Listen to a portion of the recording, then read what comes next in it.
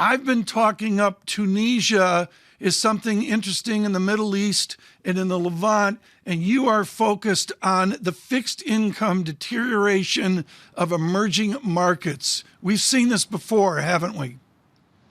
Oh, Tom, it's amazing. This period that we're in right now is so amazing because once or twice a decade, maybe even 3 times in 20 years, you get a 2, 3, 4 week period where asset prices are moving at an accelerated pace so fast. Right. And normally economists that are on all the shows, they're looking at economic data. Right. But when risk assets are moving this fast, the risk assets take over economic data. The difference here, Larry, the difference here, and this is really important, folks, is an immense esteem for Lawrence McDonald. While everybody else in the bow tie world was studying economics, McDonald was down at the Brothers Four in the Casino by the Sea on Cape Cod having a good time, where he learned how to trade. And as you know, Larry McDonald, what this is about is the bid walks away. You've got a Bloomberg terminal behind you there in your manse. Explain to me right now the character of the bid walking away right now.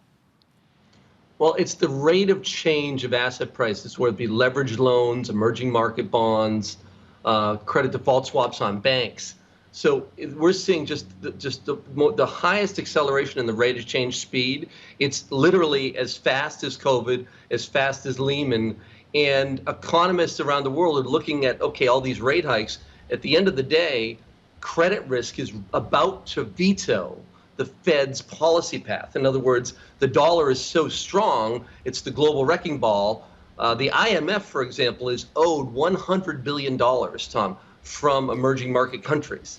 And the Fed is lighting that balance sheet on fire right now. Well, but Larry, I'm trying to wrap my head around some of the rhetoric, which is incredibly poetic and describes the moment. Credit risk is about to veto the Fed's tightening path, that risk assets are taking over for economics. Basically, we're reaching a breaking point akin to a Lehman moment or even what we saw during COVID. Are you basically saying the Fed will have to backtrack, or are you saying that there is a more material fissure that's coming that's really irredeemable given where the Fed is with inflation?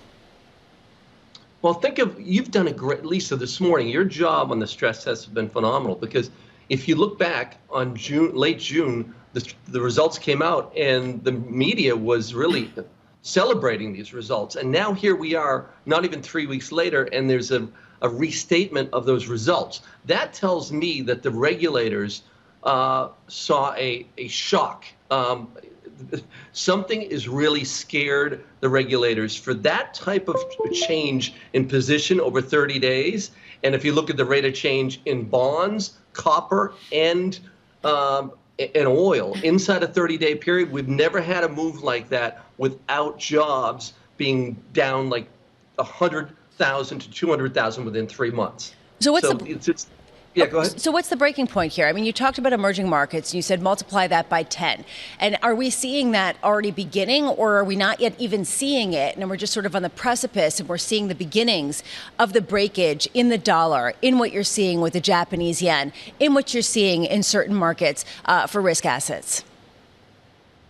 The Fed is trying to stop inflation in the United States by promising, 1,000 rate hikes, essentially, right? I'm just exaggerating, but about 15 rate hikes, including $1 trillion of quantitative tightening. The rest of the world is not doing anything in that regard in the developed markets, except for maybe Canada.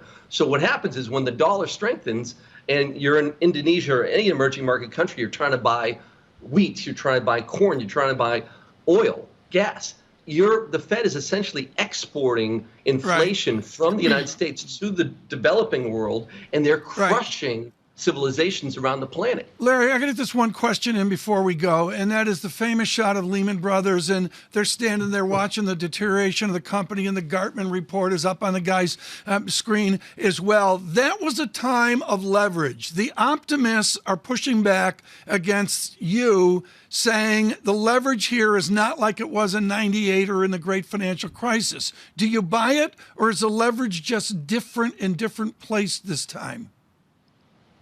Well, behind me, we run a Bloomberg chat, Tom, with institutional investors on the buy side in 20 plus countries. So we monitor the conversation. In the last 2 weeks, 3 weeks, the conversation from buy-side investors that run billions of dollars is focused on sovereign risk, and that's where your nose has been focused on this week. And so exactly, we've transferred the Lehman risk from the balance sheets of the banks to the sovereigns, and now the Fed's accelerating rates up, and they're blowing up the global bond market, and that's what's going to stop them.